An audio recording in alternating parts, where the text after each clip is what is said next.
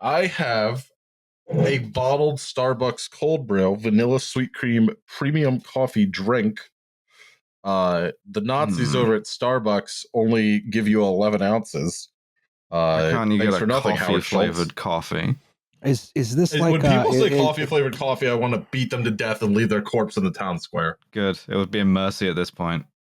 They call it a coffee drink. Is that like, how you can't call certain kinds of cheese a cheese, you have to call it a cheese product? Well, it doesn't just have coffee in it. It has coffee, cold brewed Starbucks coffee, water, coffee, skim milk, sugar, cream, and natural flavors, whatever the goddamn fuck that is. Everything you can buy at Starbucks is legally a milkshake. I will say, yeah, that sounds about right. I had a Frappuccino for the first time in a couple of years a few weeks ago, and it hurt my tummy so goddamn bad. Oh, yeah. Yeah, they'll do that. The fanciest coffee drink I can do is like a mocha. You love a mocha, though. I do love a mocha. Yeah, I do like the mochas. Yeah, those are nice. I am a fan of cold brew as I've gotten older, but I still do like a pour over, at a nice shop like Elixir in Philly or Reanimator that we have. But I live near La Colombe, and I will say their nitro draft latte is very yummy. I'm not really a coffee person. I'm like, you like tea, right? Because you're yeah, for sure. But if I drink tea, I drink way too much of it and get like way too caffeinated. So it's like caffeinated, very weirdly there. Caffeinated, yes. Caffeinated. Sort of Andrew Tate. Caffeinated. Caffeinated. Yeah, so I don't drink tea often. And instead, if I want a hot drink, coffee out of sparkling water. Using still water. Water. No, if I want like a hot brown drink, hot chocolate. I still think that guy is secretly from Delco. Yeah, I learned the other day that my dad says water. Water? Like there's a fucking R where there shouldn't be. Not at the end. It's water. And he's like, no, I say water. Like I say it another fucked up way. And he is not from Philadelphia, he's from Boston, but he does say what sounds like water, although this being my dad, R's are where they shouldn't be, A's are where they shouldn't be. You're adding and dropping A's just at random. Shit's very confusing. The Irish Riviera accent, if you will. Worda. Parked a car in oh god. I don't know. I went to Minnesota there. Parked a car in the Harvard Yard. Fuck, that made me angry. Hello and welcome to Well, There's Your Problem. It's a podcast about regional accents and engineering disasters with slides. I'm Justin Rosniak. I'm the person who's talking right now. My pronouns are he and him. Okay, go. I'm Alice Goldor-Kelly. I'm the person who's talking now. My pronouns are she and her. Yeah, Liam. Hi, I'm Justin Rosniak. I'm the person talking right now. My pronouns are he and him. Okay, go. Hi, I'm Alice Goldor-Kelly. I'm the person talking now. My pronouns are she and her. We're stuck in a loop. Yeah, you gotta say yay, Liam. Yay, Liam. Hi, I'm Liam Anderson. My pronouns are he and him. We don't have a guest. Fuck off. Yeah. We're recording this in the twilight hours of Roz's 20s. I'm not going to say the exact date, but tomorrow is Roz's birthday. Happy birthday, you poor dumb son of a bitch. Yeah, thanks for dragging us all down with you. I got 4 hours and 9 minutes left in my 20s. Well, I hope you had a good 20s, because I've been in my 30s for coming up on 2 years now, and feels the same. So maybe the other 8 years. Yeah, no, your 30s feel great until the injury. Oh boy, I got a nasty crick in my neck. Oh, dude, I've woken up in agonizing back pain the last 2 days. We're all getting old. Anyway, what you see on the screen in front of you is a building, but a lot of it has fallen down. Thanks, Metaglasius. Yes. It is not supposed to be like that. Yeah, Metaglasius, with his ignorance of the Israel-Palestine situation, basically, among other things, saw this building and thought, no, that's all right then. I will say, Metaglasius has a whole slide dedicated to him in this feature presentation. He can eat the shit out of my butthole. Mm-hmm. All right. Today we're going to talk about the 2013 Rana Plaza building collapse in Dhaka, Bangladesh. But first, we have to do the goddamn news. The goddamn news.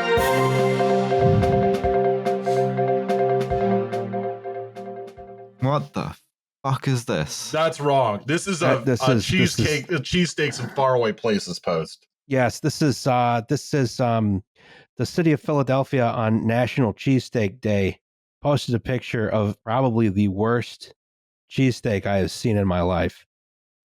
Liam, you still got a lot of breathing on your mic. A lot of breathing. Oh, sorry. So sorry. Here, let me move away from my mic a little bit. Yeah. Sorry about that. Yeah, that thing is a goddamn abomination. God saw this and sent a second deluge. The ark should be ready in about 20 minutes. So good luck, everybody. Explain to me as an outsider. I don't know what's going on here. I see the ketchup and the peppers I'm looking at. So I've never seen a cheesesteak that looks like this anywhere within city limits. Have you? It looks sort of sick. Yes. So sort of what's going on for those of you who are not in the know or who are not looking at the visuals here. Is my mic better now, by the way? Yes. You're fine. 130 episodes in, baby. So ordinarily, you get a cheesesteak. You've got the chopped up, prime rib. You got onions. You got some form of cheese. That's it. Sometimes you get something called a cheesesteak hoagie, which is the same but with tomatoes and lettuce. What we're sort of looking at here is a cheesesteak hoagie taken to the extreme, where there are additionally hot peppers, banana peppers, and pickles with ketchup on top. And what you're sort of looking at here is something that I just don't know what it is. I don't know what to classify this as. I don't know how you eat it. It also has a generous slathering. It has a generous slathering of mayo on the bread. Does it? Oh God, it does. Yeah.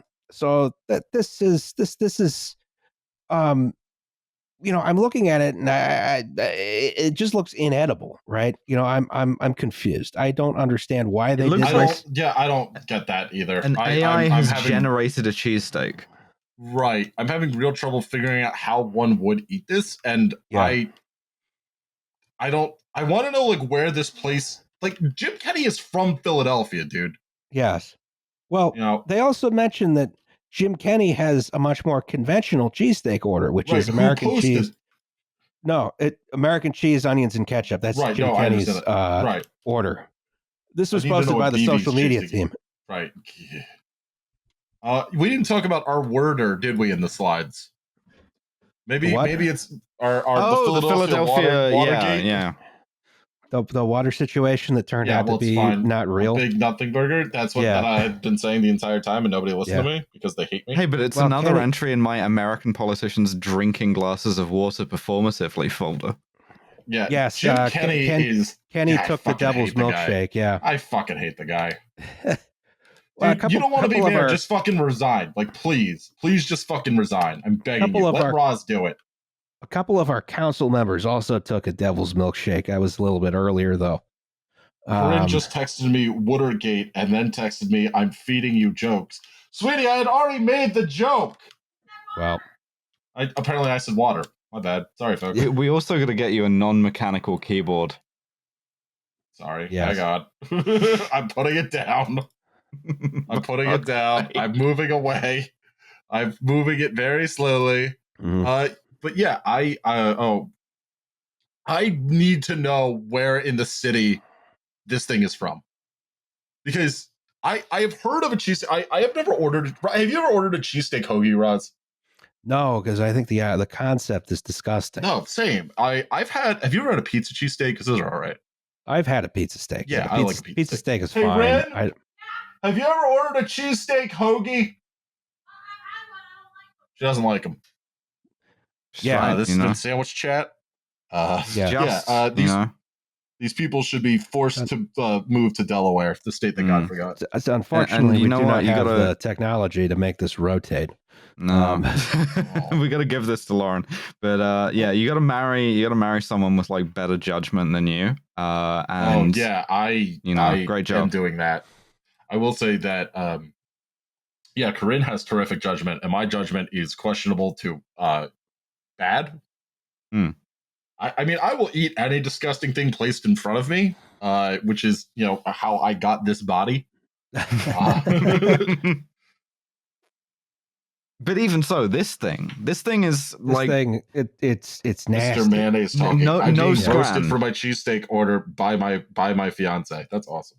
No scran. This looks like it's good. My way of describing this is slop.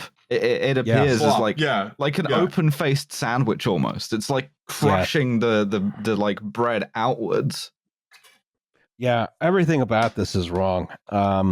It's very man versus food in a way I find aesthetically disturbing. I think it's the I think it's the city just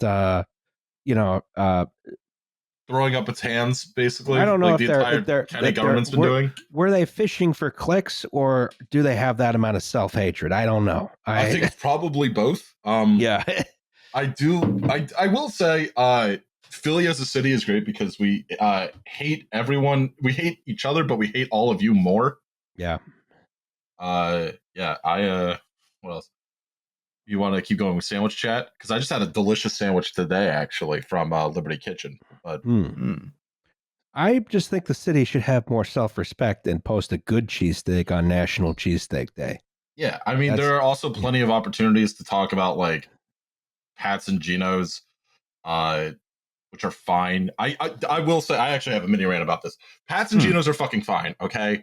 Like in the same way that like you go to the M&M store in Times Square, like okay, it's not the authentic experience, blah blah blah blah blah. They're fine. It's like the authentic M&M experience. When you go down to it's like Times Square, Times Square Blue. You go into a sex dungeon, right? You go into a sex dungeon like old Times Square, and there is the green M&M with the strap. You have a collar made of Twizzlers placed around your neck. And then how you doing, Alice? fucking Rudy Giuliani like deputized the NYPD to go into all the porno theaters and like crack all of the M&Ms open with like truncheons. It's fucked. You know, it's not the same city anymore. Justice for Steve's Prince of Steaks. All of the live commentary of my own podcast. Yes. You want to talk about high-speed rail coming to California? Yes, that's our next news item. Oh, speaking of trains, happy birthday, Zora. Congratulations on reaching adulthood. Opinion disregarded. It's like, played over by the drop. Whatever. I did my job. Union Pacific has brought high-speed rail to California. Jesus fuck. There was this... And Roz is arguing with a guy on Twitter about it and has been for a day. Yes, well, that guy was wrong. Anyway, so, what happened here, as far as we can tell, because a lot of this is still rumors and hearsay, is there was a 180-something car train of iron ore. It's split in half on the top of the SEMA grade, which is in California. It goes downhill towards Los Angeles. And when the crew was going to replace the coupler where the train broke in half, the front half of the train got away from them somehow. Oh, buddy. And so it rolled down this very long 2.3% grade. And we have this picture from a positive train control readout showing here it was going 118 miles per hour. That's good, right? Now, as I understand it, Union Pacific's positive train control cannot read anything higher than 118 miles an hour.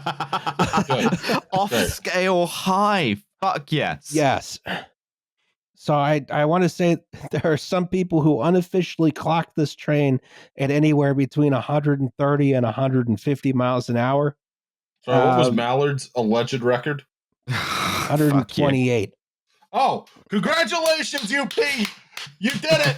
You did it! You beat Mallard! I believe the fastest diesel electric locomotive was the HST 125, which hit 143. So Union Pacific may have broken several speed records here.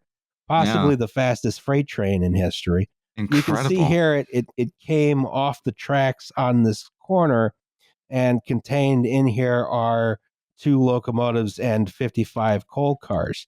How do you get to a speed that high? Gravity. Yeah. I figured that's what it was. I didn't know if there was anything else that would affect it.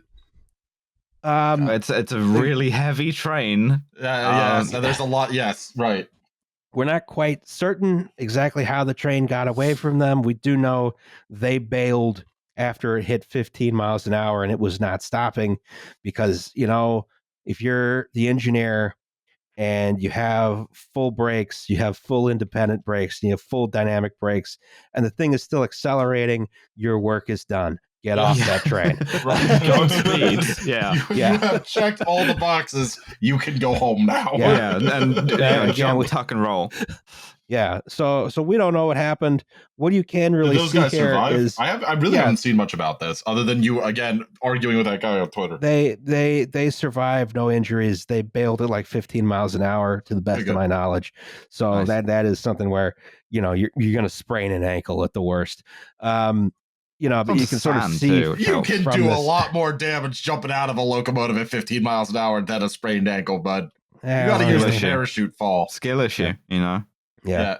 Braz, when was the last time you jumped off of anything?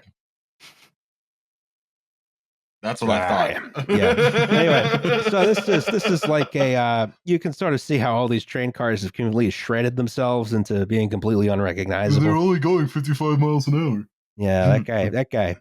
Again, that guy was wrong. I'm having fun. The interesting thing here is, of course, I do not believe NTSB has chosen to look into this. Because there was no loss of life and there was only damage to property. Iron ore is basically inert, so there's not really environmental damage. So NTSB said property crimes aren't crimes. Got it. That's okay, right. Yeah, cool. They did. Yep. Yeah. Yeah. You heard it here first. Whatever. We think this one was cool, actually. Yeah. It is pretty cool. I mean, that's a pretty fast derailment. So we don't know exactly what caused this. We might not ever know. 3D printed derailleur. Yeah. Yeah, it was sure. Like a whole line of them, though. Yeah. All I can say is this is it's like when you don't complete your roller coaster in Roller Coaster Tycoon and you just send all your passengers to their death. I always like doing that. Yeah, this is sort of I don't know. This is the craziest derailment I've seen this year.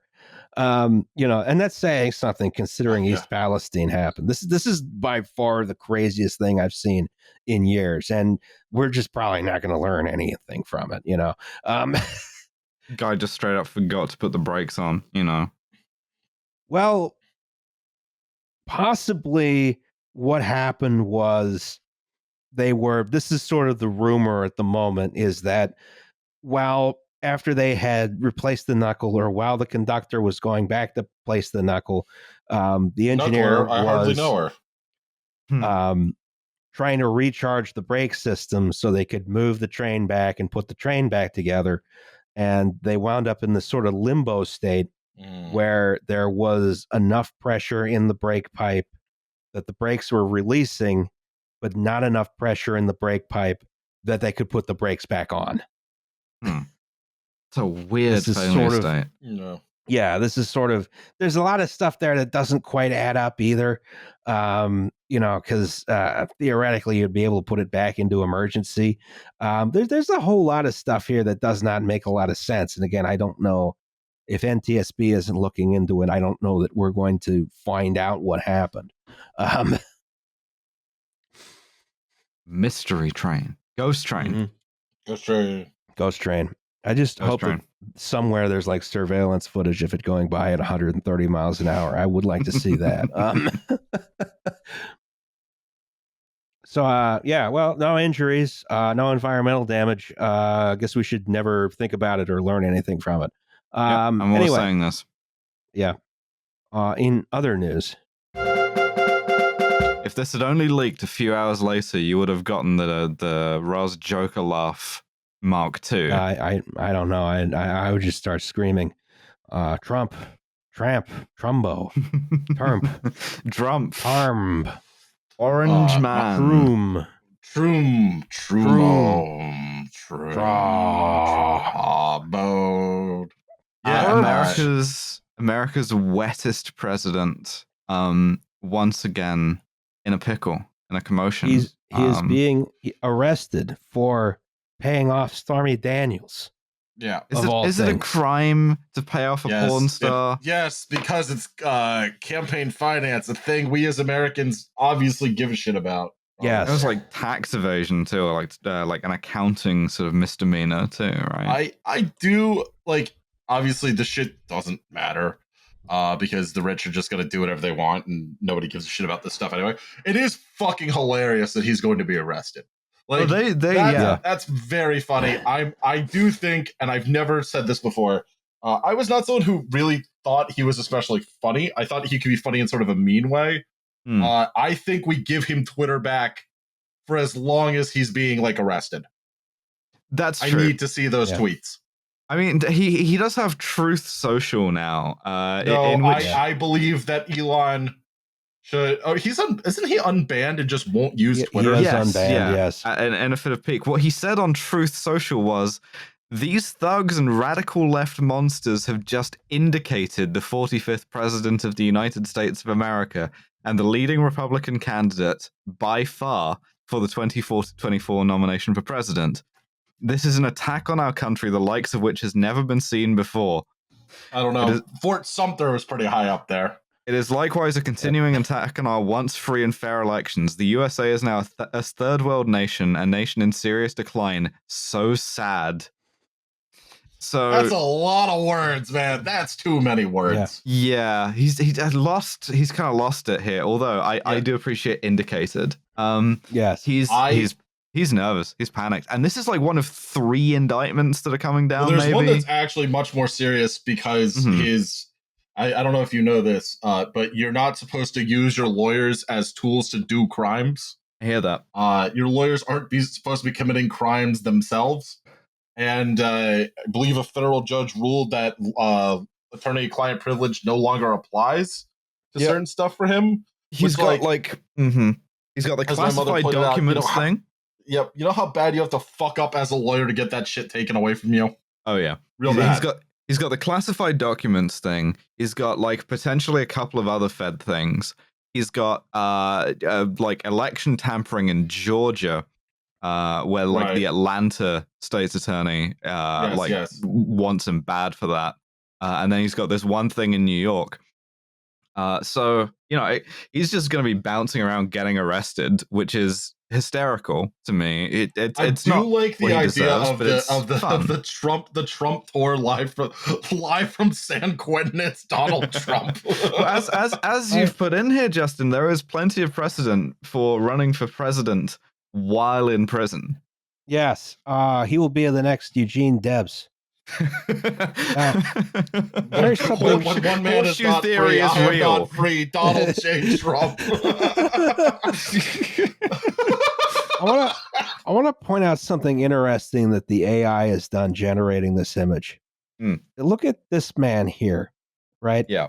And we see going down his arm, police uniform, police uniform, police uniform, police uniform, sport coat.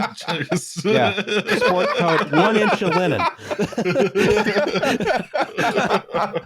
I genuinely have a little bit of affection for AI art at times like these, because like all of the like Trump getting arrested AI art was very funny because it was the kind of dumb bullshit that was too dumb to ask a human to do, but also the ways in which it fucked up were almost charming, like the sport coat thing or the patches or like any number of these things. I really like it.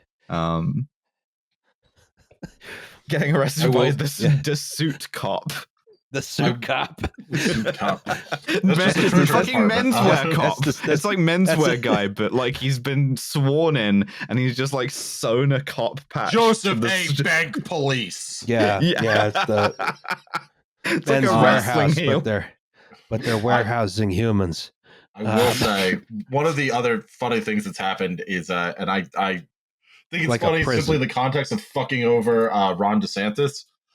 Disney working out that they could like simply fuck over Florida forever. Oh yeah. And do it sort of in the dark is extremely funny to me. This election's gonna further destroy the republic, but it is funny to watch. Yes. Mm-hmm. It's not like we don't deserve it. We've had enough. Tremendous I think Trump content. could win from prison. I think he could definitely win from prison. I think it'd be extremely funny. I do like the idea of Trump like going into whatever low security federal prison in Connecticut or wherever the fuck, the one that Martha Stewart was in. Yeah, the one that Martha Stewart was in, right? Yeah. But like becoming a total jailbird, going full Tekashi 6ix9ine on drug dealers, like real, having like getting a Donald shitload Trump of his tattoos. third day, right? Like Donald Trump comes out, like stabs a reporter with a shiv and says, "Take me back." The kind of like life on physique the that you get when it's like all upper body strength, no cardio. Right. I think he it's did. Like, the other like that weird fantasy art his son posted of him like as a mix of Trump and Stone Cold Steve Austin. Jesus Christ! And the other thing is like if he wins, he could pardon himself, but which would be hilarious and bad. I think it would be really funnier if he just like refused to out of like spite and like just pride. decided to like govern from prison as well. They have to like build an Oval Office in the prison. Yeah. They call me 10 toes down Donnie. The governing coalition of the Republicans and the Aryan Nation. But I repeat myself. We all went for that one at the same time. It's that was easy. Yeah. All right. We've done 26 minutes of news. What else we got? Well, we have an actual episode we have to talk about. Never mind. Let's keep talking about funny shit that won't happen. Yeah. So I don't like. This episode is just going to be me trying to put Matt Iglesias into a blender. I just fucking hate that guy, dude. All right, we got to start by asking, what is DACA? I don't know. What is this build? What is this interior on the top right? This is magnificent. Oh, it's a mosque. It's the Star Mosque in Dhaka. This is fantastic. Oh yeah, it's very good. Shit. Yeah. So Dhaka it's the capital of Bangladesh. Yep. Has a population of 10.2 million people. Fucking Jesus. Which is bigger than Michigan. It's like an insanely densely populated city, right? And it's also like very low lying and very susceptible to like oh my god, it is bigger than Michigan. So like the climate of hotter New Orleans with the density of Hong Kong. Yeah. Dude, regular New Orleans is I'm going there. I don't know. Yeah. There have been urban settlements in this area since like the first millennium AD, but the Dhaka proper isn't founded until the 1600s under the Mughals. Right, one of the most vulnerable cities in the world to climate change. I would think so. Population is very hot and low. Yes. Yeah, a couple. I put some buildings up here. This is the National Assembly building. This was designed by our very own Lou Kahn of Philadelphia fame. It's a little bit like it's a really good building. The square hole. The square hole, yes. The square hole. Here's their National Martyrs Monument. Not the butthole or the mouth, but a secret third hole. Yeah. That's right. Square hole. They got their national football stadium. They also they play a lot of cricket there as well. Mm-hmm. It's a sister city of Bucharest and also New York City. This is right on the Ganges Delta, right? Am I correct in saying that? I think so. Don't quote me on that, but no, it's more inland than that. I thought it was right on the Delta. My bad. No, it's not.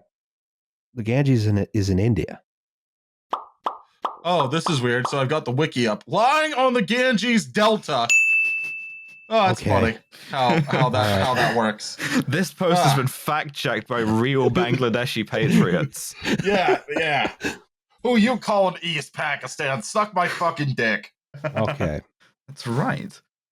Lots of people live here. Like it's a real city. It's not like I feel like when you hear about these huge disasters in like foreign countries, you're like, well, that's just what happens. Right. That's what happens in one of these foreign shitholes. It's like, there's like a bunch of people who live there, We said the same thing about Nepal. It's a city the size of Philadelphia that the West especially Union Carbide, treated like a garbage dump. And this is like 10 fucking million people. Like, people have to live somewhere. That's the thing that pisses me off, right? Is like these, and like we're gonna get there with Matt Iglesias, who, as the villain of this episode, should be shot into the fucking sun. But we talk about, like, I think there's a lot of like, oh, it's just body count porn, basically, if that makes sense. For sure. Like, I don't love that phrase, obviously, but like, oh, like, those stupid, they're all on top of each other. Like, people have to fucking live someplace, man. And we talk about these death counts like they're fucking nothing. Yeah, and then it's like, oh my god, look at how these people live and have an People apartment gotta live that's someplace. nice. Yeah, it's like it nicer looks like a than nice a lot of place to live. Yeah, it's like nicer than what you can get in New York City or London. Much bigger too. Air conditioning is probably not so reliable though. No, dude, this is this, you do what they do like, in New Orleans. You just sit on the porch, man. Yeah, but this is not like this is not like some kind of like disaster show hellhole city. It's a real place where people live. It's it's not like I don't know. And it wouldn't matter even if it were a disaster place, hellhole city, because people are worthy of dignity and respect and help, and not to be treated like cogs in a machine by, again, Matt Iglesias, who should, you know what? No, I'm just going to say it. Have some sort of, get the bleep ready, some sort of like chainsaw, like a Jackson Pollock painting is what I'm saying. Sorry, Dev.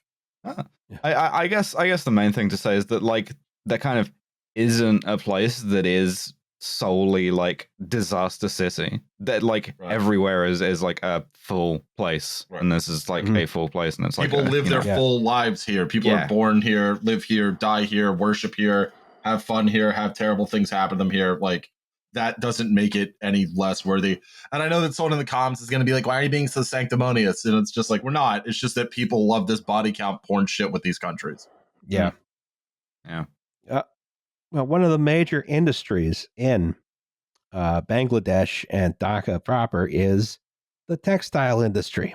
I put in a lot for this. And in fact, I can say it's not just one of the major industries, it is the major industry, right? Bangladesh has a $35 billion garment industry. It's the largest it's like the second or third largest after China, depending where Vietnam does that year. It's like 85% of the exports of Bangladesh are ready-made garments, of which like a fifth are t-shirts alone. And the reason why it is that way is because after Bangladesh got independence from Pakistan, garment export was like a quick way for the government to make money.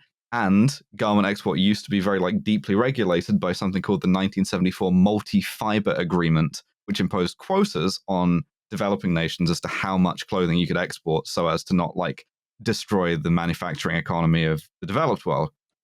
This happened anyway because it had certain loopholes, including Bangladesh, because when they were drafting it, they were like, fuck it, no one's going to make t-shirts in Bangladesh. They're going to make them in like South Korea, and we want us to stop South Korea from making t-shirts. So if you're a South Korean executive, what you do is you open a factory in Bangladesh, and that's what fuck me. And that's what most notably Daewoo did. The same people who do the cars, giant Chaebol corporation. Like opened factories in Bangladesh, got around their export quota, and then this sort of like set off this huge thing. Also, garment manufacturing in Bangladesh was nationalized up until, say it with me, privatized in the 80s, and also deregulated in the 80s. All of which is like deeply tied in with the sort of like the one governing party since the military dictatorship ended, the Awami League, which is about as corrupt as you can imagine. There are like 24 factory owners who are also MPs in Bangladesh. Labor organizers have this way of like going missing. And Bangladeshi labor remains some of the cheapest in the world, if not the cheapest. Yeah, and textile manufacturing is one of those things which is very much resisted mechanization in a way that a lot of other sectors haven't. It still is very, very labor intensive. I don't need to shoot an episode or shoot a promo for our own podcast here. We are going to be doing a deeper exploration of this very thing, of fast fashion, especially on April's, whenever you hear this bonus episode, in case you're interested in that as well.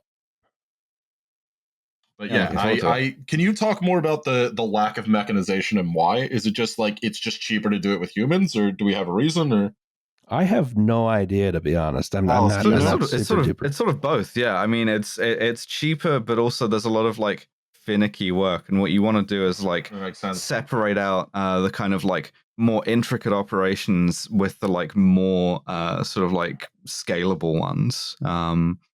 And so, you know, Bangladesh is a good place to do both, to be honest. But like, especially for like luxury brands, one thing you can do is you do the like more easily like scalable stuff offshore, and then you have like you put like 1 or 2 stitches in it in Italy, and then you slap a "Made in Italy" logo on it or whatever. That sounds pretty and fucking like, evil. oh, it is. It absolutely is. The biggest culprit here is the fast fashion industry, which is something that was born out of.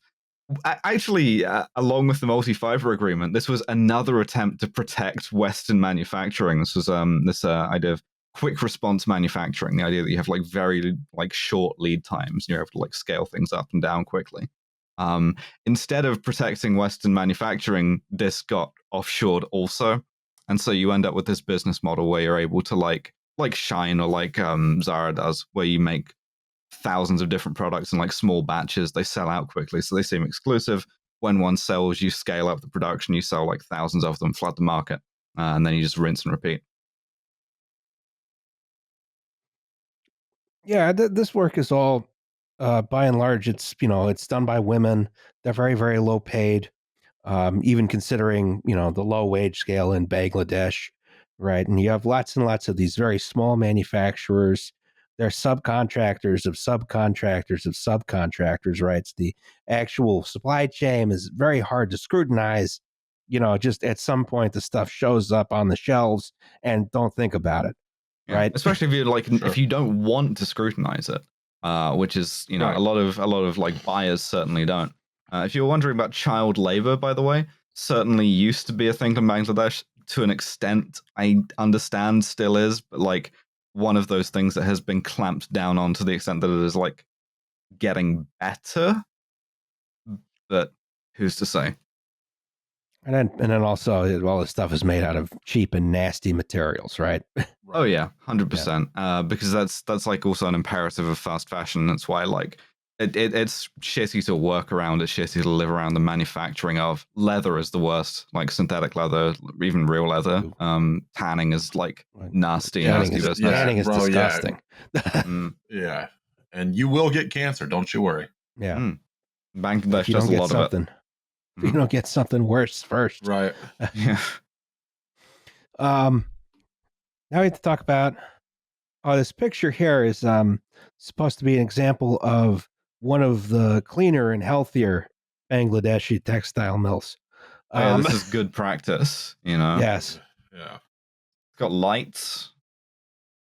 You get space between the people. You got sewing machines and stuff. Shit, it might even have a nice fire exit. Yeah. Wow. Yeah, wow. It's not even locked. They got a fan. God damn it. In a window. They should be grateful. Why aren't they grateful? Now we got to talk about buildings. We're going to talk about the live load and the dead load, right? So when you're engineering a building, these are the two big loads you got to think about in terms of the actual structure, right? You have the dead load, and the dead load is the building itself, right? It's any permanent part of the building. The floors, the walls, I refuse the either roofs. of these loads? No, it's all no loads refused. No loads can be refused. Yeah, otherwise we're just talking about yurts, Alice. Yeah. So the floors, the walls, the roof, structural members, anything that's a permanent part of the building is the dead load. Then you have the live load, right? Which is everything else, which is largely supported by people such as these Amish guys putting up this building. That's a live load. Obese man riding extremely heavy bicycle. Russ, there you are, top right. Look at you putting together that subframe. Oh, yeah. There he is. Yeah, he's yelling, buy a fucking car, but this is a picture, so obviously you can't hear it. Yeah. So, your live load is everything else. This is stuff that's supported by the floor. So it's the people, it's the furniture, it's the, bookcases, it's machinery, it's whatever. all the crap that's in a building, filing cabinets. What do people keep in buildings? So live load ratings are different depending on the type of structure. So, like in the United States, generally this is specified in pounds per square foot, which is a measurement that I'm sure will infuriate Europeans. It's infuriating me, man. Yeah. Residential buildings, for example, need to be able to handle about 40 pounds per square foot. International Building Code has lots of specifications for this, like a garage is 40 PSF, a library stack is like 150, heavy manufacturing is 250, classrooms are 40, an armory is 150, so on and so forth. Good to know that you can like easily repurpose a library as an armory and vice versa. Yeah. Yes. Swords into plowshares. Yeah, talk to the Pennsylvania Railroad about that. Yeah. And this is especially important where you're dealing with things that are heavy, like machinery, heavy furniture. People, especially Americans, are very heavy. I gotta say it like that, man. You gotta stop riding the catastrophically heavy bicycle. Yes. Where'd you even get this thing? Where'd you get a tube frame made out of fucking osmium? I brought it from home. And then machinery poses its own problems, right? Because it introduces cyclic loading, right? These machines, they start up, they shut down, they have moving parts. These introduce forces and vibrations into the structure that accelerates material fatigue, right? This is a particular problem in buildings where, your heavy stuff moves around. Like a parking garage, for example, but that's a different episode. That's why all parking garages are so ugly. That's why all parking garages are falling apart. Yeah. So buildings are built sort of as heavily or as lightly needed for their purpose. That's why a lot of times you will see a factory or warehouse repurposed into lofts or offices, but very rarely do you see an office or an apartment building repurposed into a factory. I don't like that. And then also in the United States, manufacturing has been decentralized to the point where multi-story factories are uneconomical, but that's another episode. So with that in mind, let's look at the Rana Plaza. Oh, she's beautiful, isn't she? What a gorgeous building. Oh, she's a looker. What architectural style are we putting this one into? What the hell is going on bottom left here? Am I missing something? There's like a sort of like a glass bit. You can see like another angle of it in the next slide, I think. Man, this thing would be sick as a Call of Duty map. I will say that. Yes. So you don't play Call of Duty. The reason why you think of Call of Duty is like this particular structure of like concrete frame, like terracotta sides, because that's in every video game set in the developing world, because that's where all the fucking buildings look like. Like, yes, you can use the same asset for South Africa, South America, like whatever the fuck, because everywhere uses it. It may not shock the listeners to realize that I'm very stupid. Yeah, you have this sort of Rana Plaza here. That's the building we're looking at. It does have this sort of developing world style of construction, which is your reinforced concrete frame with terracotta block. In this case, I think they just went for straight reinforced concrete for the whole thing, which is another option. But you see this sort of building, again, everywhere in the developing world, right? You'll see this in India, you'll see it in Peru, in Uganda, in Greece, which recently became developing world. You can see it in like more deprived bits of southern Italy too. I mean, yes. It's also like very heavily associated with like illegal construction, which is fun. Yes, it's cheap and fast. It's very cheap. It's very fast. It's reasonably durable as well. Insulation's not good. A lot of aspects of it that are not good. The architecture is also frequently not good. But we don't have this in the United States, mainly because we came up with the idea of light timber frame multi-story buildings. And our day of reckoning for that has not come. Oh, but it will. It will. Woodpocalypse. Yes, one day one day one of these brand new 5/1 districts is just going to burn down all at once, and everyone's going to be like, how did we allow this to happen? So, here in Bangladesh, of course, it rains a bunch, which means these buildings start to look pretty ugly pretty quickly. But that's not like indicative of a structural problem, right? I don't think this one was ever intended to look pretty either. I don't think Right. so. Well, he did some. They put some glass on the front, and they got this embellishment on the front here. That's true. It says Rana Plaza and these big letters up in the front, and then we'll get into the 4 floors on top later. Great. So Fucking this terrific. guy, Mohammed Soho Rana, right? He's this sort of gangster thug guy with a lot of political connections, right? Oh boy, great. He rides around on a motorcycle with his motorcycle gang, and he has this sort of dubious claim to a piece of land on the outskirts of Dhaka in a place called Savar, and he wants to put a building on there, right? You have sort of these, again, your developing world problems. People just put up buildings. There's not a lot of oversight into titles or deeds or anything. Some ownership of land is kind of informal, but also Sohul Rana is just a big bully, right? And he gets adjacent landowners to cede their property to him just because, well, the police don't want to mess with him. No one has any recourse. Okay, put up the building, right? It's like helpful if you're in with the authorities that like do permits and zoning and stuff too. Right. Yes. Which he was. He was, absolutely. So this plot of land is kind of swampy, kind of miserable, has a big pond in the middle of it, right? But it's on a major road close to the center of town. And he's got some big plans here, right? He's going to build this building. It's going to be a shopping center. It's going to have apartments. It's going to have offices, all in this neat and tidy 4-story concrete building, right? Sure. And we love mixed use zoning, right? Yes, we love mixed use. Mixed use zoning is always good. Yeah. This man is a true urbanist. This kind of smart, walkable, mixed use, etc.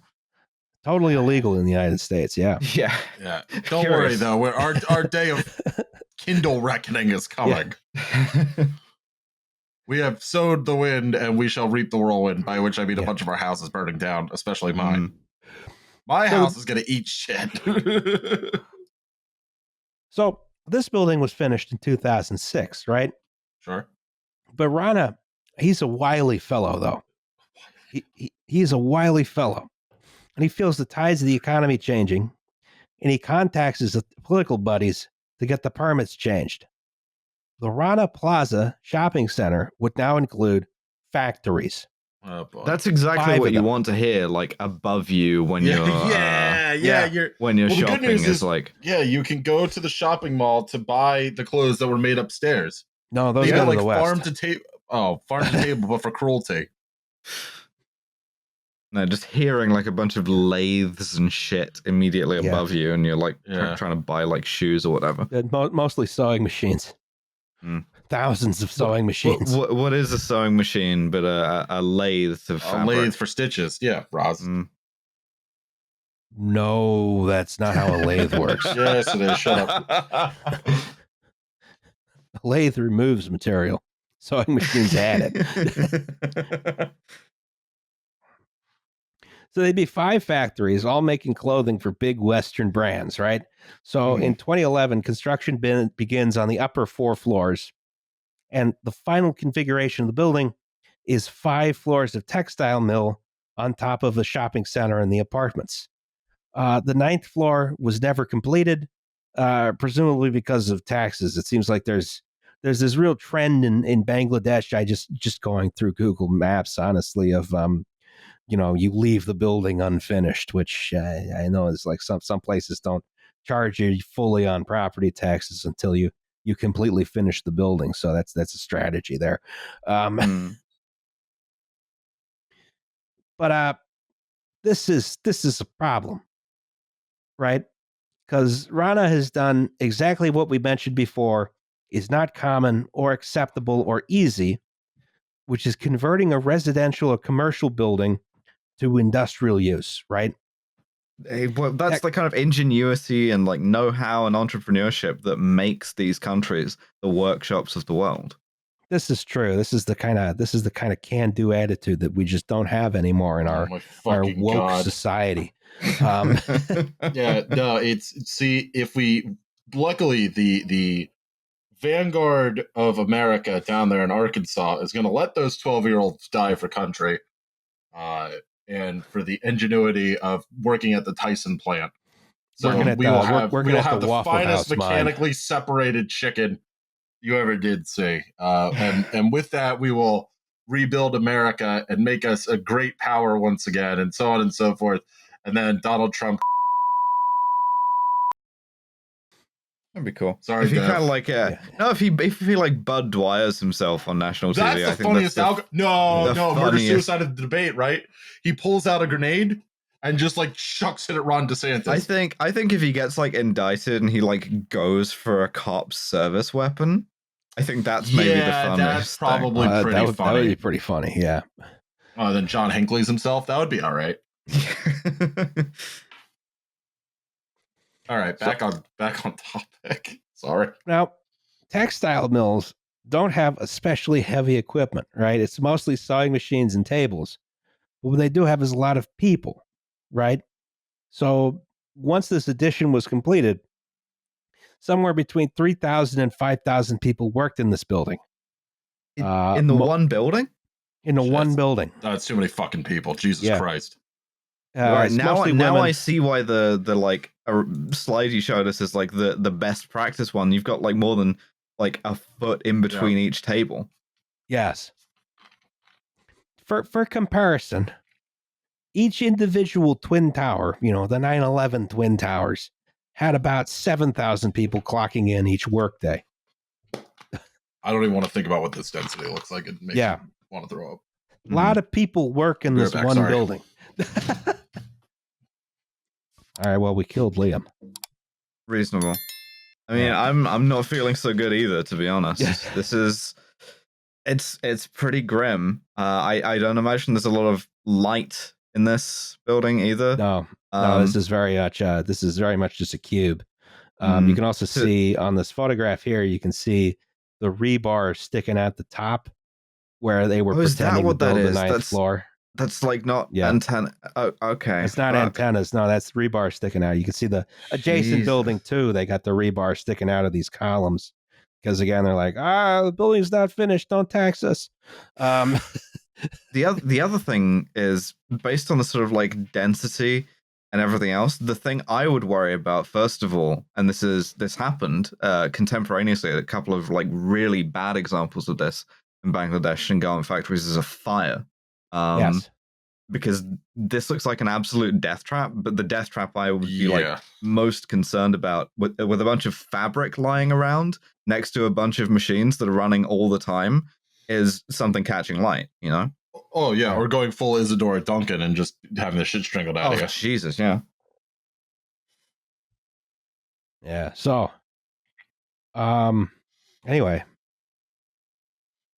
I'm pretty sure this is a different building. This is just I needed something to put in the slides, so I had a look. There you go. And we can change this in post. I hope. There's not too many photos of the building when it was standing. Well, it's a kind of like unremarkable building is the other thing about it, and that's the sort of like damning thing. Is there's a ton of these, and it's not particularly remarkable in that context. Yeah, it's a very, very boring building. So Rana's building operates without incident for a few years. Folks go in, they work their miserable jobs for long hours, they go home at night, right? But on April 23rd, 2013, workers heard this loud sound. It sounded like an explosion, right? And a bunch of cracks that appeared in support columns. Everyone was immediately evacuated from the building and sent home for the day. Wow. Okay.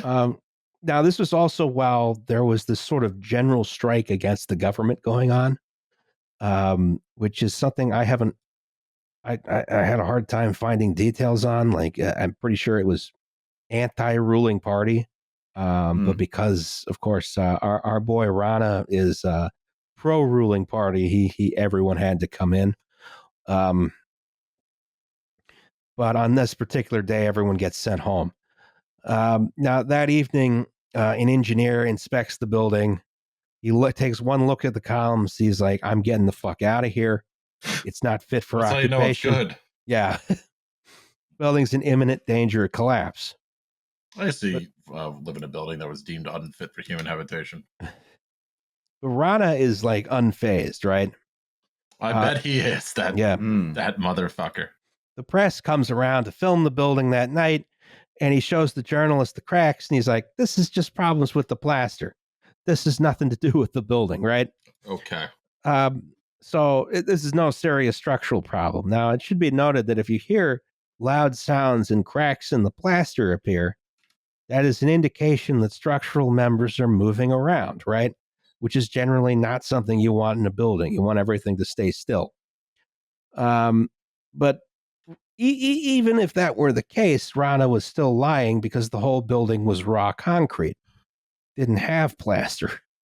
These are just huge structural cracks. Right.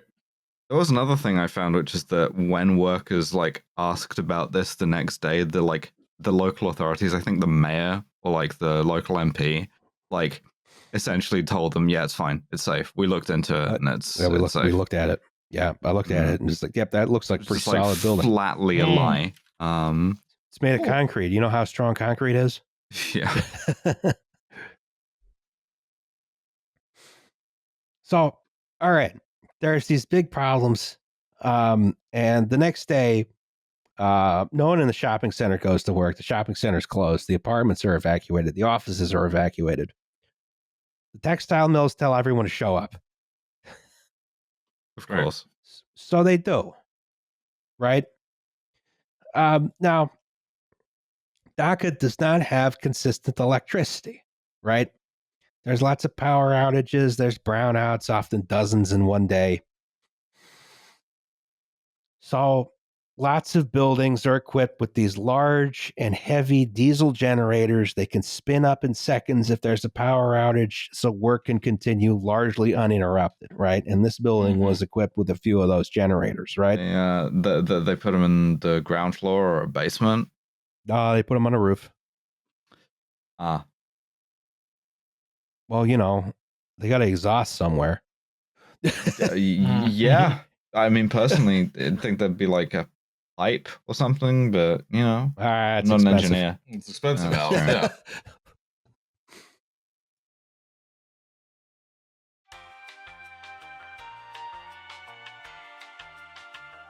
Hi, it's Justin.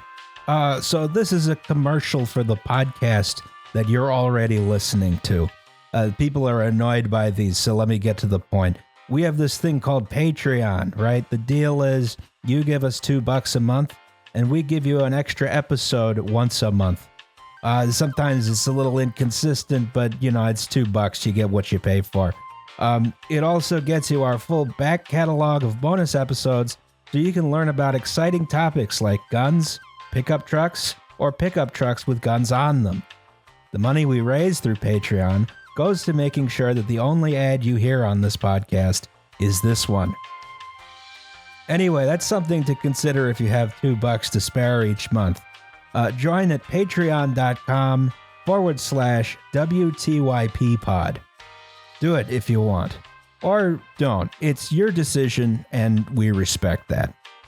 Back to the show.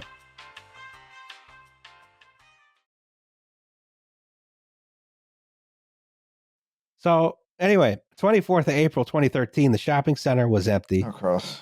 The apartments had been evacuated. The 5 textile mills had ordered their employees back to work, threatening to withhold a month's wages for anyone who didn't show up. Oh, suck my fucking dick, you monsters. God damn. Well, they had to fill this big order for some fast fashion bullshit. Of course.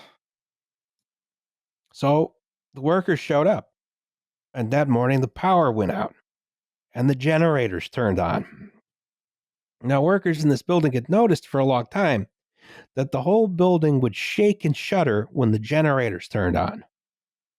And no one was particularly confident about the structural integrity of the building, except for our boy Rana. Sohel Rana, who was at this time in his office in the basement, right?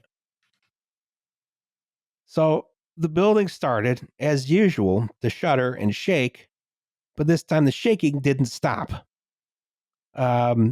Everyone noticed something was up here, and the workers ran for the exits, but there was basically no time to escape, right? The whole thing collapses in like less than 2 minutes. Some people jumped out of windows, and most of them died. Most of them got caught up in this tangle of reinforced concrete, and God knows what else. They got crushed and mangled and maimed in lots of nasty ways, right? Yeah, you get like a diesel generator landing on you or whatever. Yeah, no thanks, bro. Yeah, you get impaled on a rebar. This particular photo, I don't think really shows the scale of the destruction, because what you're looking at here is the back of the building, right? And then there's a property line here. This is the adjacent building. And then the actual footprint of the building, you can sort of see goes forward out to here. And you can see 8 stories as compacted into the space of about 3 stories.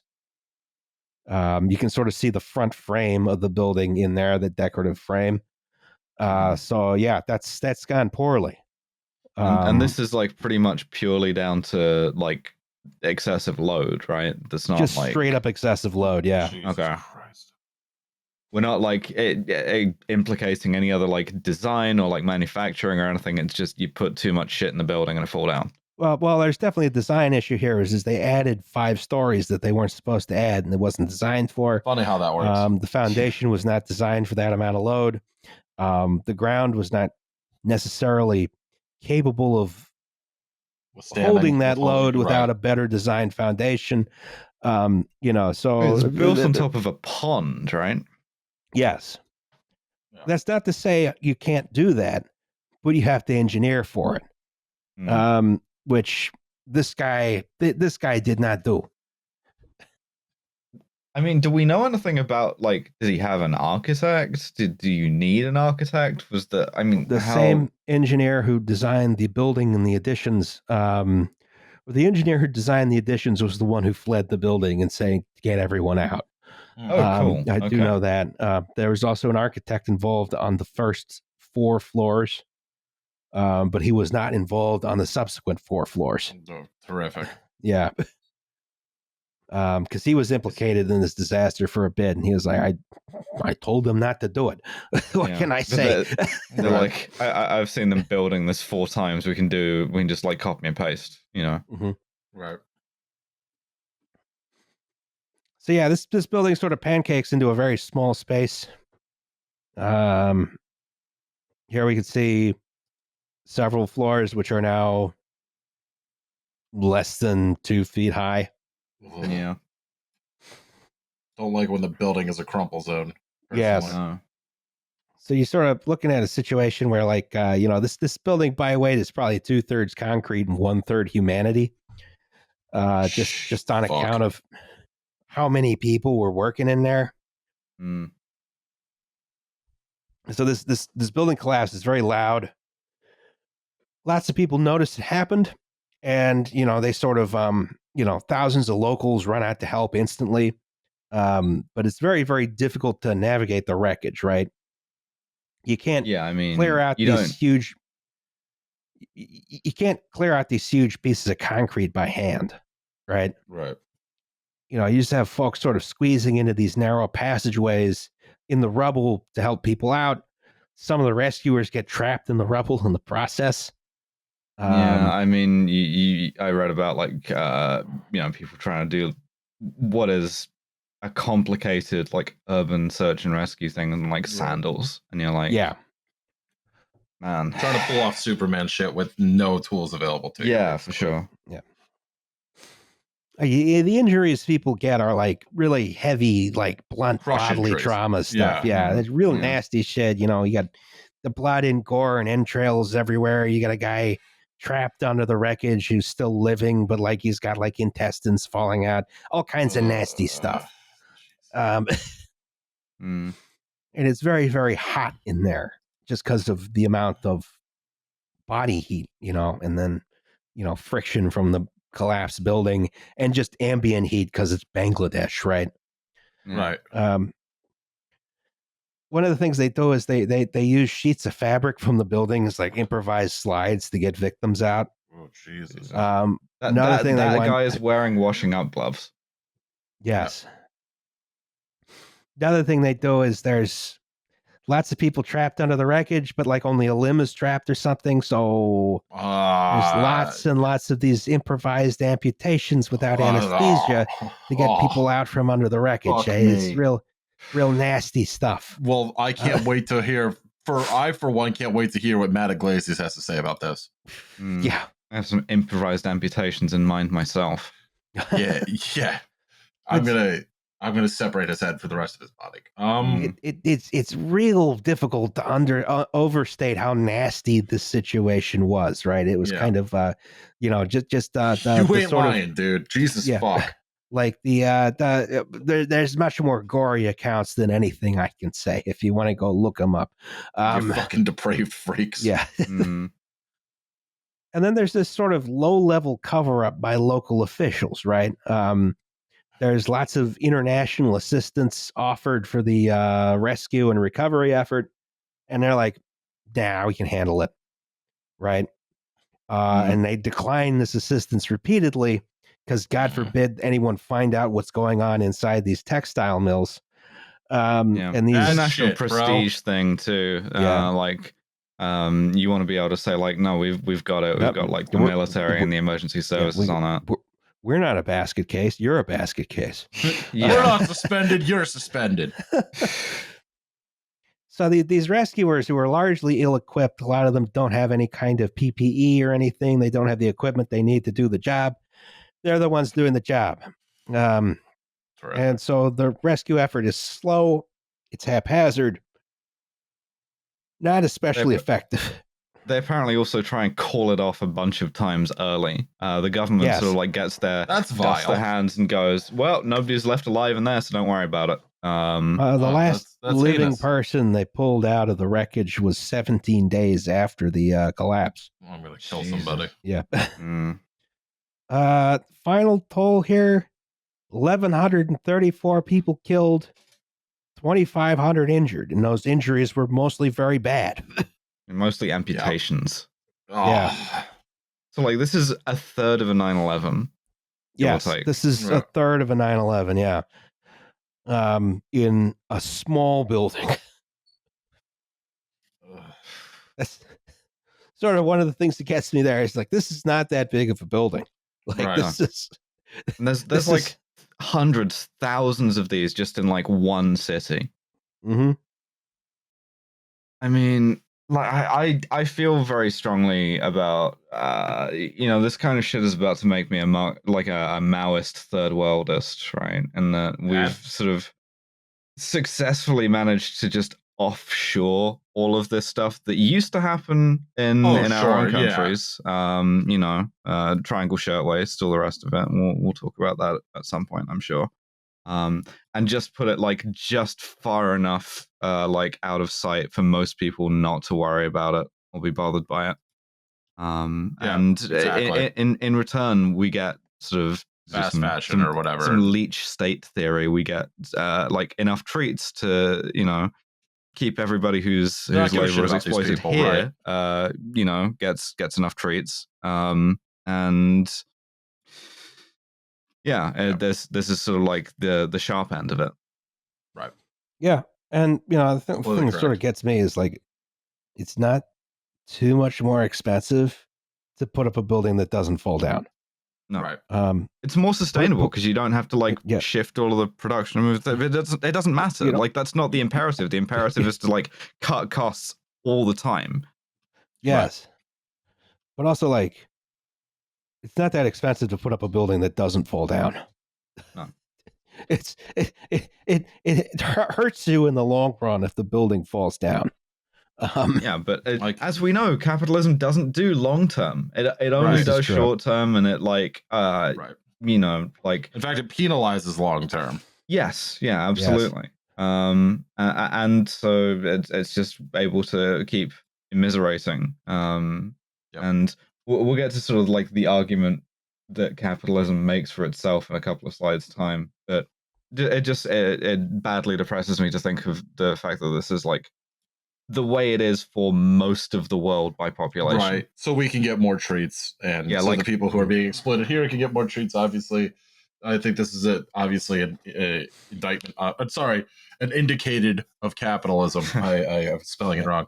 Yes. But yeah, I mean this is the thing, right? Is that I feel like on this show we try to emphasize the humanity of all people. Like poor people deserve nice things too, but like the exploitation of workers is gruesome. It never ends. Capitalism is not the solution.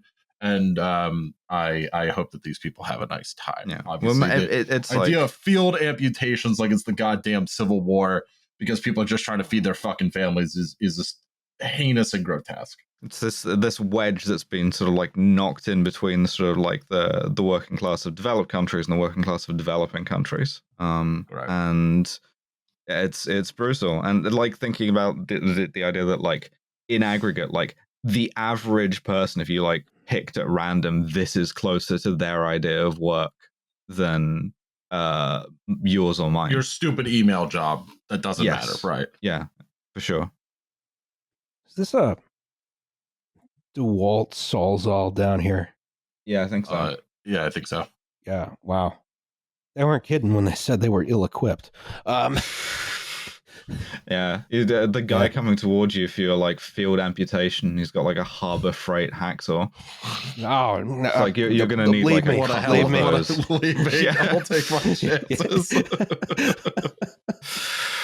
Fuck me, man. And this for the service of like fast fashion bullshit that you're gonna throw out that ends up in a landfill. Your shirt looks horrible anyway. Yeah. It looks like shit. You're gonna wear it twice, and then it's going directly, like it's being dumped directly into a Nazca line. Yes. Right. Thanks, Greenpeace. Never buy clothes again. Yes. Oh wait, that was a different thing that Greenpeace ruined. Sorry. I'm sorry. My vendetta against Greenpeace is back. Mm, The French didn't go too far enough, Alice. no, I want to go full hair shirt on this one. You know, Yeah, never Understandable. purchase anything, never consume products. No. Kill yourself and everyone around you. I don't Yes, know. I keep saying it. Uh-huh. All right, well now that we're thoroughly depressed, I assume this guy is never mind. Go on. So there's this guy Ishmael Ferdous. He's a photojournalist, right? And he took some images of the aftermath. A lot of it that made it in the press were like images of labels because they were for all these like American brands. United Colors of Benetton was the major one I remember. Yes, and then you had like some Walmart brands. You had Primark. You had Prada, Gucci, stuff like that, right? Mm. This is the one that sort of stood out to me, which is, they just print on there, it's Union made in New York, right?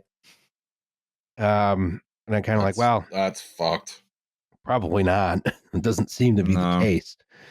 You cannot win with this shit at all. Like, a decent chance of you try and like buy something manufactured ethically, it just isn't, and they're lying to you. Right. Yeah.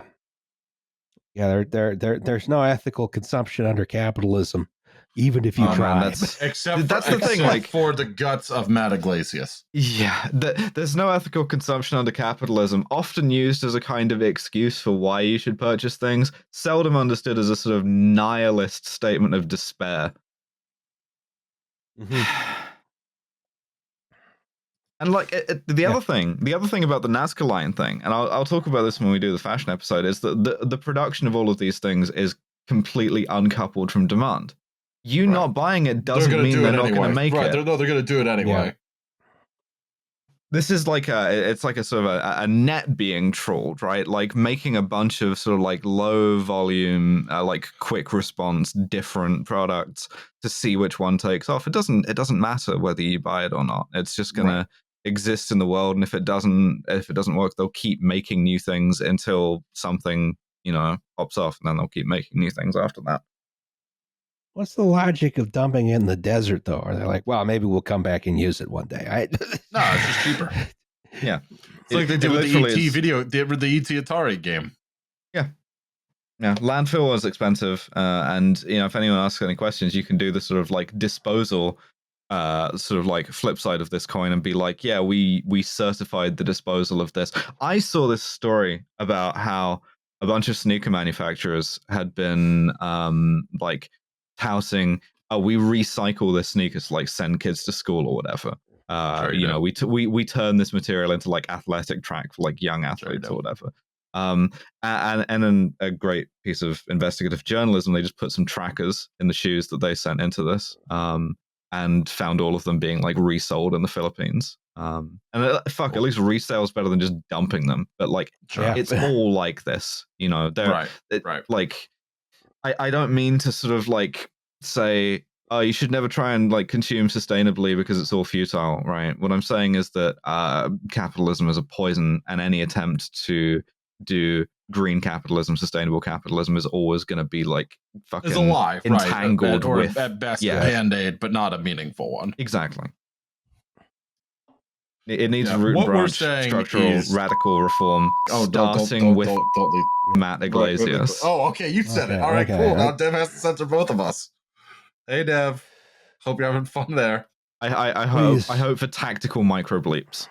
All right, so we have a limited number of YouTube community strikes we can get. We still got 3, right? Yeah, we almost got one. Yeah, we got one for some bullshit. Yeah, we got one for being anti-vax, apparently, which we're not. Can we talk about this schmuck and how I hope he has a nice time, hopefully at the business end of a 38?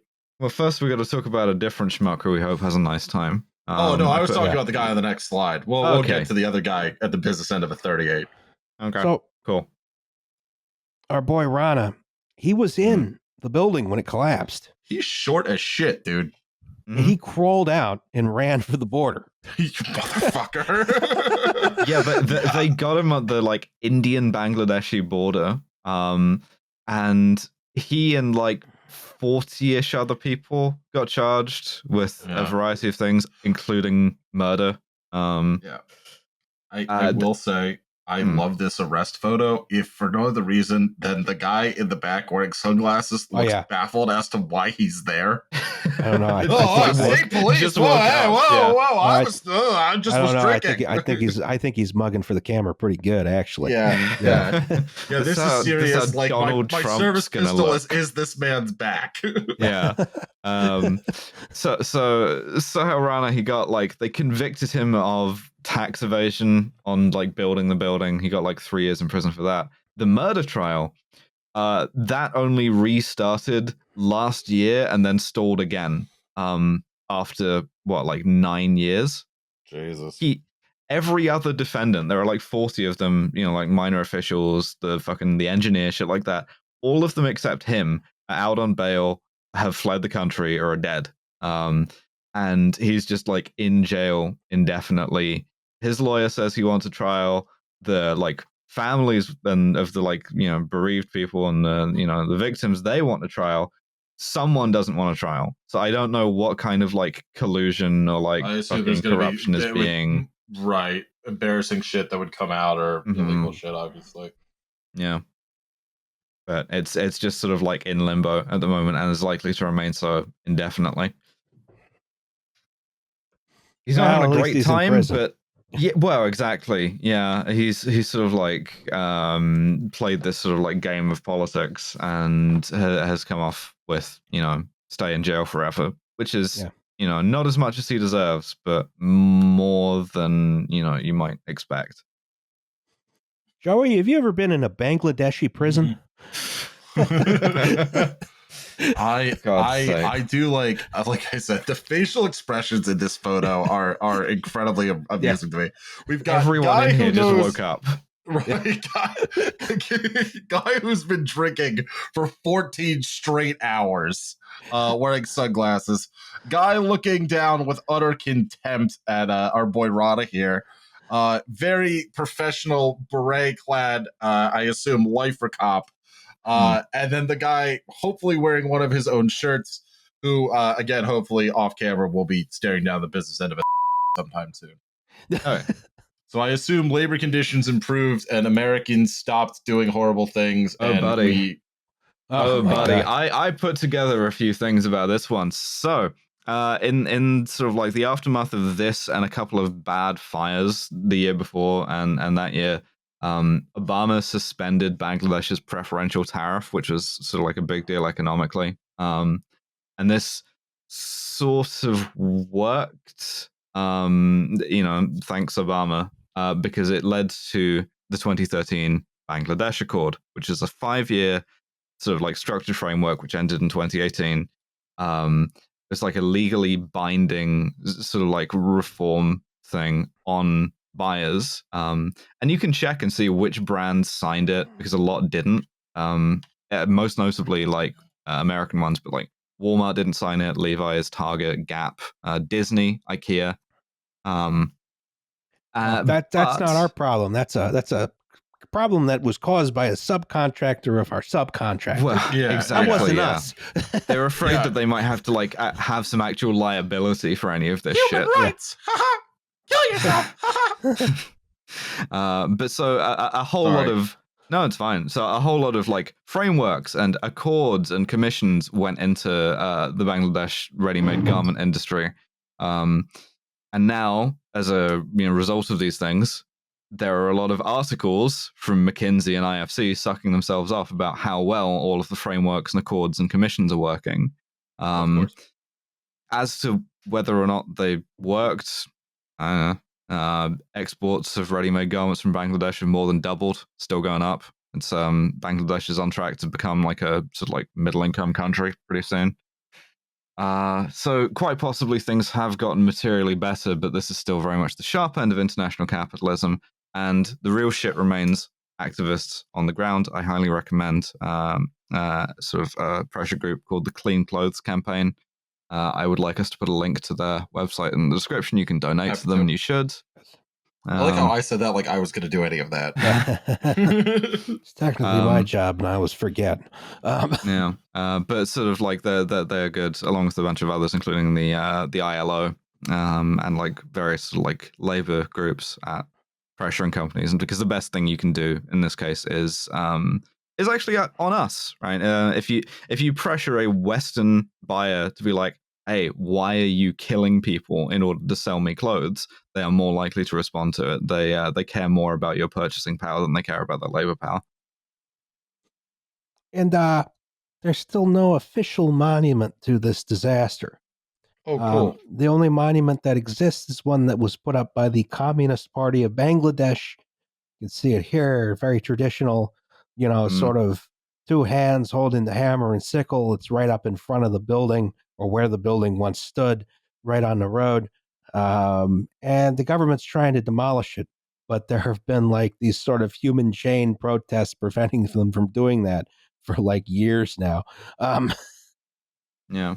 I mean, obviously, this is sort of a focal point for issues in the whole industry. Like, there were like 2 days of rioting in like 3 cities across Bangladesh after this happened. Yes. It was also during a general strike when this happened. So, if nothing else, the working class of Bangladesh seems to be pretty well organized. Yeah, I mean, this is the thing about like half jokingly being a Maoist third worldist is a lot of these people are communists, and the communism is very acute because you can get the sort of like experience that as a Western communist you have to go back to the early 20th century to get of they just kill you like a lot more. Yeah. Then our other boy, who we mentioned a couple times earlier, writes an article. Oh boy, this is for I want to say Salon. It might have been Slate. Salon or it was for Vox. Was it? which No, at it that couldn't have time been for was Vox. his. Wait, was it Salon? It's got a my Yeah. S on it, so it's one of the two. So Vox was founded in 2014. Anyway, our boy Matty Iglesias says different places have different safety rules, and that's okay. Yeah. This is because Matt Iglesias is the dumbest and most venal motherfucker on the face of the earth, and in any just world, his egg-shaped head would be into a marinara. But his rationale here, the reason why it's okay that different places have different safety rules, and that's okay. Your worth as a human being is your socioeconomic status. Yeah, I mean that's it. Is sort of like a I guess you would call it like a capitalist Menshevik position, which is sort of Western social democracy is the highest state of politics, but in order to get there, you have to progress through all the previous forms. The article is still up, actually. Yes, of course it is. It's entirely appropriate for Bangladesh to have different and indeed lower workplace safety standards in the United States. Drives innovation, and it facilitates the rising tide that lifts all boats of incomes going up and quality of life going up, and then you become There's Sweden. no excuse for this, and Matt Iglesias should be building. Yeah, I'm usually pro free speech, but I'm not for him. We have a limited number of community strikes we can go through. This is gonna get censored. My question to this sort of narrative is, if the intent is to raise standards of living, where are you going to offshore the labor to next when it gets too expensive in Bangladesh, when the people start wanting things? Sri Lanka. It's not that expensive to build a building that doesn't fall down. Yeah. Well, this is why this sort of is not hard to do. I mean, this is why the sort of the liberal view of this is a success story of international pressure and international regulation, to which bullshit. No, it isn't. It's not a success story because this happened in the first place, and it is. What's the fucking Grapes of Wrath line? There's a failure here that outweighs all our successes. Yes. Pure fucking evil, dude. Mm-hmm. Anyway, I would like to see Matt Iglesias put in a shift in any of these places. Yeah. At gunpoint, ideally. Yeah. It is. You don't tell Alice that we have a limited number of YouTube strikes. Listen. I didn't directly threaten his life. I don't think that I directly threatened him. If I don't laugh, I will throw my monitor on the ground. So. Yeah, so, I do actually have something to say that's not just a death threat, which is that capitalism exists to sort of squeeze the life out of you, which we know. I'm not saying anything that anyone listening to this podcast hopefully doesn't know by now. But one of the things that they want you to forget is your humanity, and not just your humanity, but other people's humanity. These are working people who are just trying to feed their fucking families in the situation they've been given. No one would voluntarily work here if another better paying job were available. It's not, these people should not be treated as disposable. I can't believe I have to fucking say those words, but apparently I do. Capitalism exists to squeeze the fucking life out of you in exchange for profits. When you see shit like this, it's perfectly okay to harass and annoy and yell at people like Matt Iglesias or whatever fucking Democrat or Republican senator in Arkansas who wants, the 13-year-old down the street whose mom is working 3 jobs at minimum fucking wage to chip in and work down at the Tyson plant, or chip in and work in the mines, get black lung at 28. You should be pissed off. You should stay pissed off at these fucking people. They have nothing to offer you. Obviously, capitalism will, by gun or by not gun, be defeated eventually. The revolution will come, God willing. But in the meantime, when people push this bullshit nonsense on you and deprive children and workers of their humanity, and that extends to the shit we see going on in Tennessee right now with trans people, it's your duty as a fucking human being, not just as a leftist, as a fucking human being, to get mad at these people and fucking make them feel scared to run their fucking mouths in public. There, and I did it without a single death threat. Well done. Bravo. Yes. The only thing I can say after reading this article is exceeding. This isn't even an article, even. It's like a listicle. It's 3 paragraphs. It's 3 paragraphs. Of the worst shit I've ever read. Yeah, he put it out the day of. The only thing I can say is exceeding the floor loading of a building is not a safety rule. It's just stupid. By all counts, it's like, okay, you want to put up the building so it can do the things you want it to do. And when you're putting up the building, because again, it would be a very marginal extra cost to have done this building right, which our boy Rana decided not to do. It's just the stupidity and the short-sightedness of the whole thing. And then like Maddie coming here and trying to justify it in some fashion is incredibly stupid, disingenuous and disingenuous hateful and ridiculous. Yeah, ridiculous. I mean, warning, upstairs, keypad, battery low.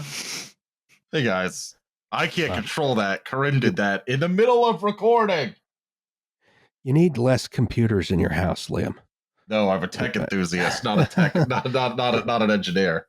I thought you were the kind of like, I have one piece of technology in my home and it's a printer and I have a gun in my hand all the time. No, I'm the dumb version of makes that. a noise. Okay. Kind of tech guy. I don't know. I don't think you could make a case saying that it's good that buildings collapse, actually. No. Because that just happens sometimes when it's such a small marginal cost to not have this happen. Yeah, it just mostly doesn't happen. It's not even breaking a rule because it's the kind of thing you wouldn't really think to put as a rule. It's just sort of the essence of what a building is. Right. Yeah, the building shouldn't. There's a reason why safest houses is an expression. This is not supposed to happen. I actually have something to add here. Please. Which is that this dumb contrarian mainstream neoliberal shit where it's just like, well, you know, it's okay that this is happening and that's fine, and like don't worry about it mentality basically. I imagine that like there are things there are things in my life I have to not worry about in order to like not kill myself, right? And I think that that's basically an effective late stage capitalism. Sure. But no, you should be fucking worried about your fellow man. Like that's not okay. Like that sort of twee bullshit language. Like obviously the proposition itself makes my blood boil, but that like condescending, smarmy Georgetown mainstream trash factory bullshit think what's it called? Think tank nonsense. No, that's why these people should get harassed off Twitter at the very least. Have you thought about how many people capitalism has lifted out of poverty though? Yeah, congratulations. We went from averaging $2 a day to $2.50 a day. Woohoo. Yeah, never believe a statistic you didn't make up yourself. I took stats. Yeah. No, it's cool though. We raised up a whole new generation of people in a lot of countries to like exploit others. Yeah, it's great. And then eventually, like there won't be like a bottom to that anywhere. We won't find that. And especially we can't, think of that as a tendency of the rate of profit to fall or anything like that. No, it's going to be fine. It's going to be fine we're forever. Go back in time and execute Jay Gould. Can I say that on the show? Every country is like on the path to become Sweden. And it just requires Super a certain amount of like building horrifying deaths and building collapses. What about snooze? Also snooze. But the snooze can come last. It's depends do on the like material the idea conditions. of Bangladeshi workers working out like snooze. I mean, it's like fast fashion snooze, whatever that looks like. In the realm of the absurd. Yeah, I don't know. I'm just furious. I mean, I have no other words for it. And it's easy to get burned out with this shit as we talk about all the horrible stuff that happens either on the goddamn news or whatever. But I can't express enough how important it is to stay fucking pissed off at these people. Like your anger, if done right, is the thing that will keep you alive. Can I mention at this point? Please. You may be asking yourself, but what about compensation for the victims?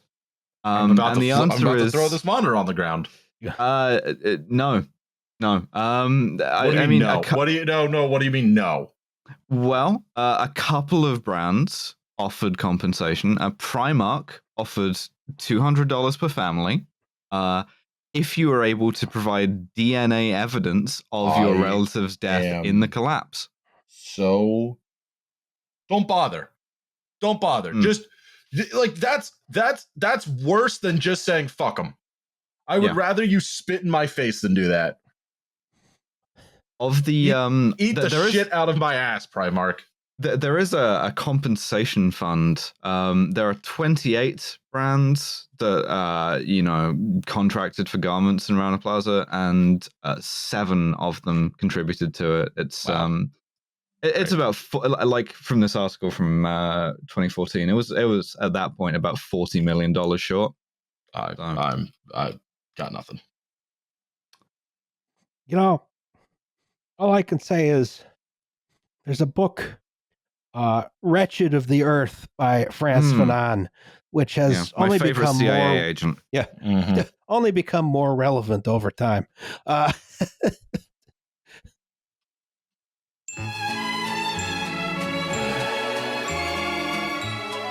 right.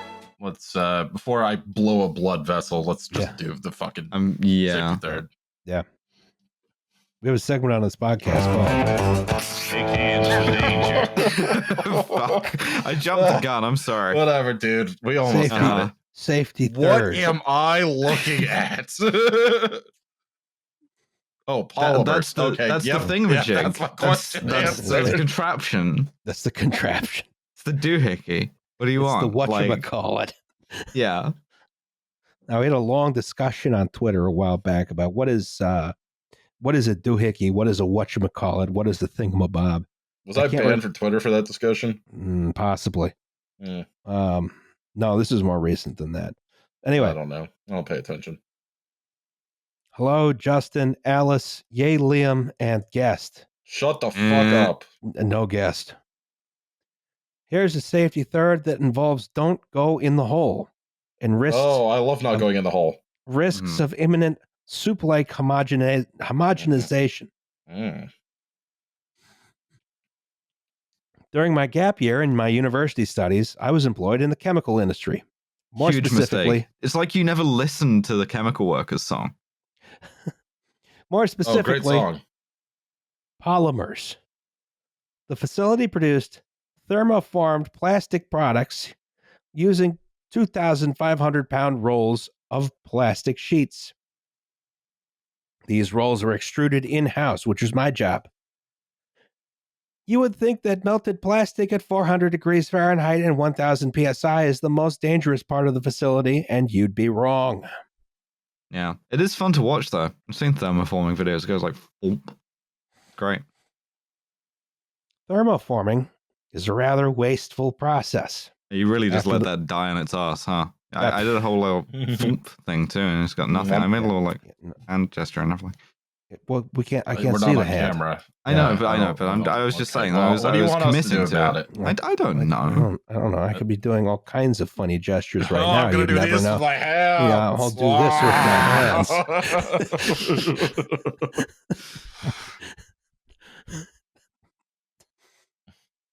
Thermoforming is a rather. It was an impressive hand gesture. It was like I was casting a little spell. You know, it was like I believe in it was you. like the gesture that would naturally go with the sound.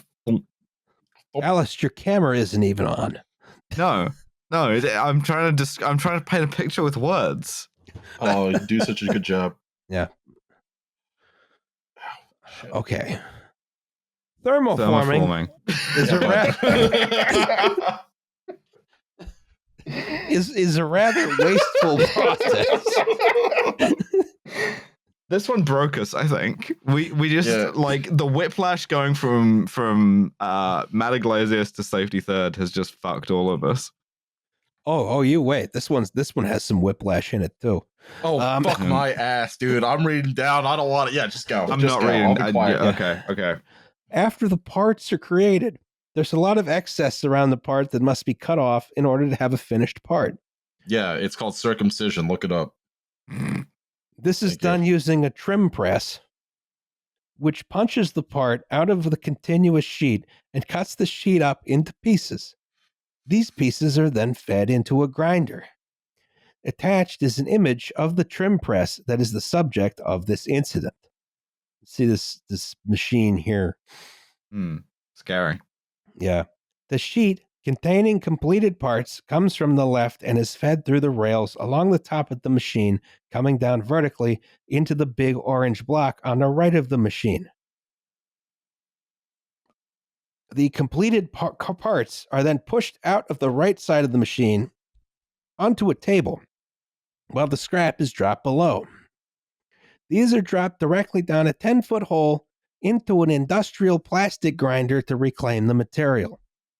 The grinders consist of 2 rotors full of blades spinning towards each other at a hair-raising 3,000 RPMs or so.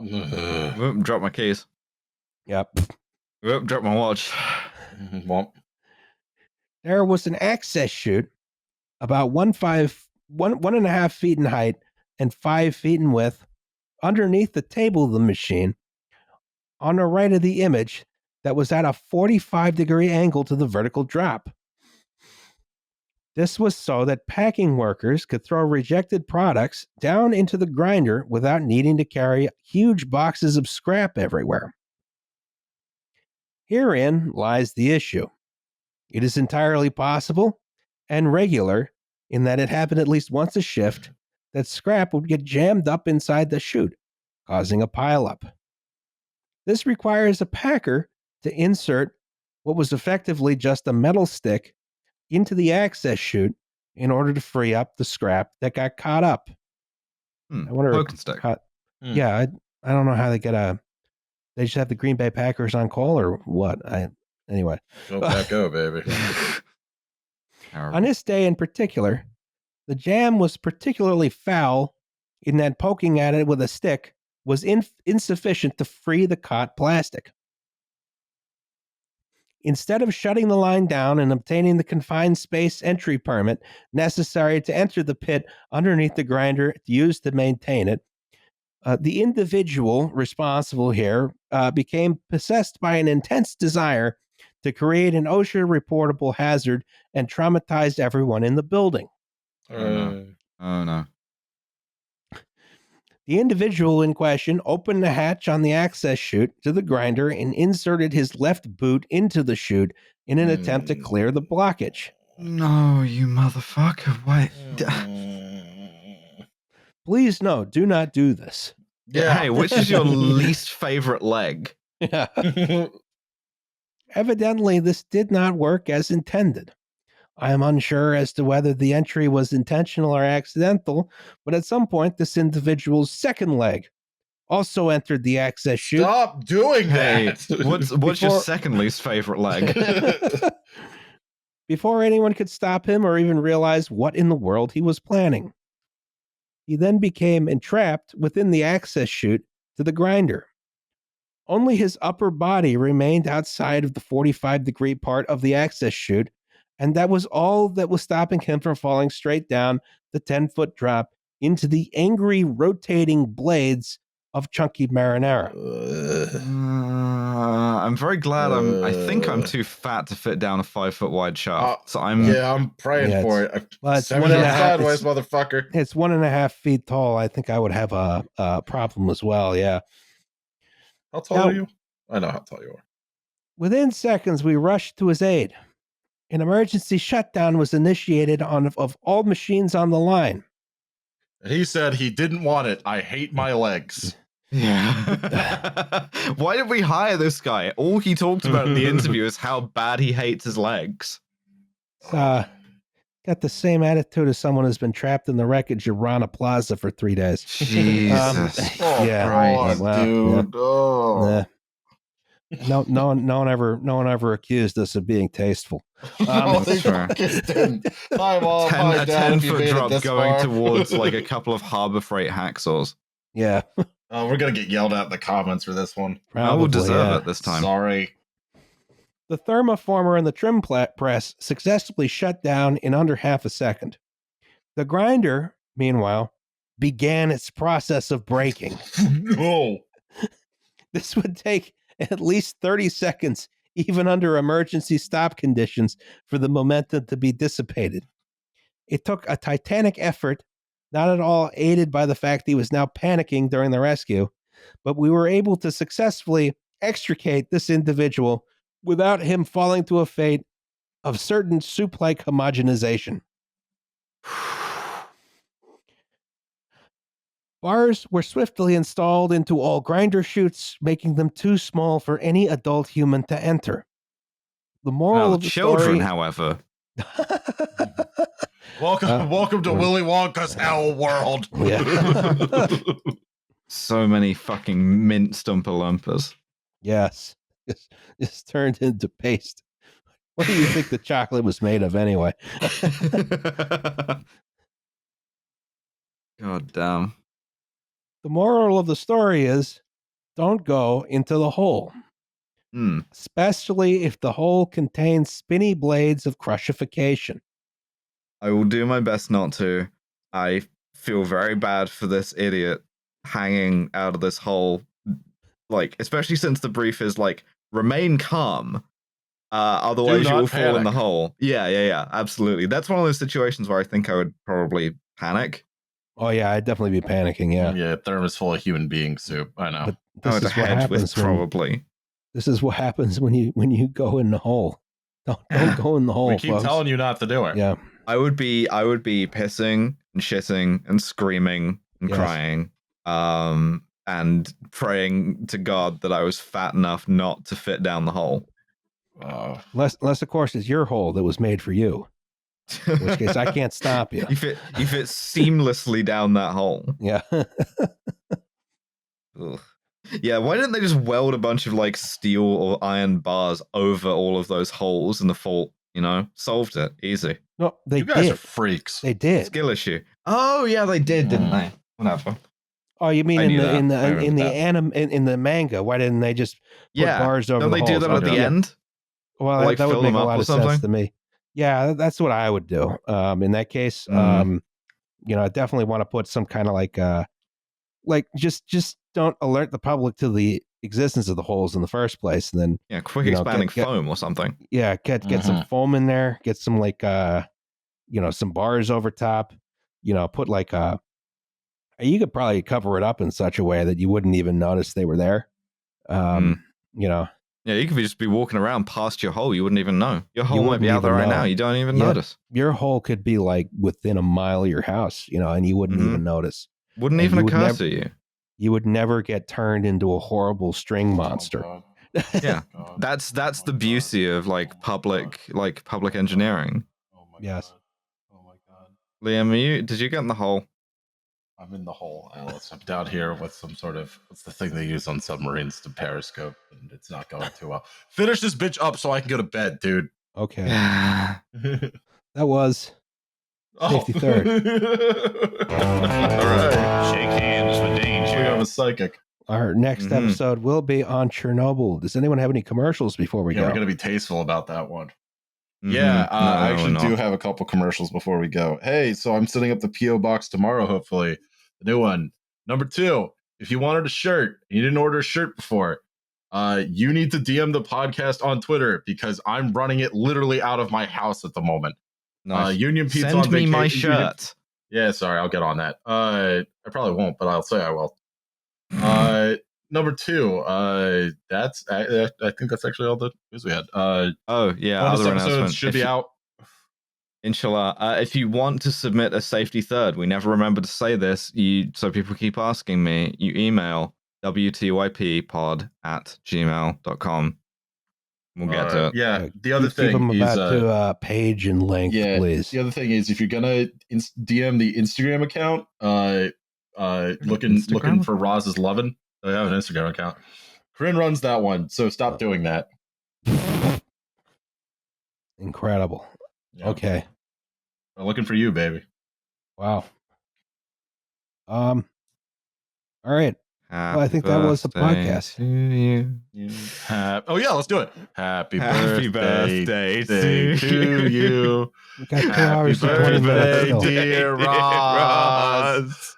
Happy birthday to you. I can already feel my body falling apart. Yeah, I'll see you tomorrow, bud. Yeah. All right. Good night, everyone. Good night. Bye.